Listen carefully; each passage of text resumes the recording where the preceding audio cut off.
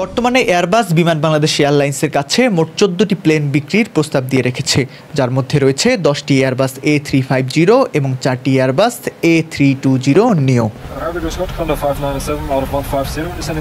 তবে এই কূটনৈতিক দৌড়ঝাঁপ শুরু হয়েছে এমন এক সময়ে যখন অন্তর্বর্তীকালীন সরকার যুক্তরাষ্ট্রের সঙ্গে পারস্পরিক শুল্ক সমন্বয় করার লক্ষ্যে বোয়িং কোম্পানি থেকে 25টি বিমান কেনার নীতিগত সিদ্ধান্ত নিয়েছে।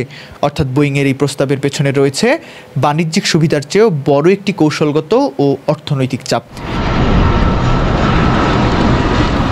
বর্তমানে বাংলাদেশের আকাশে উভয় প্রতিষ্ঠানেরই বড় প্রভাব রয়েছে। দেশের জাতীয় পতাকাবাহী বিমান বাংলাদেশ এয়ারলাইন্সের বহরের প্রায় সব প্লেনই বোয়িংয়ের তৈরি, যা মূলত দীর্ঘ পাল্লার ফ্লাইটগুলোতে ব্যবহৃত হয়।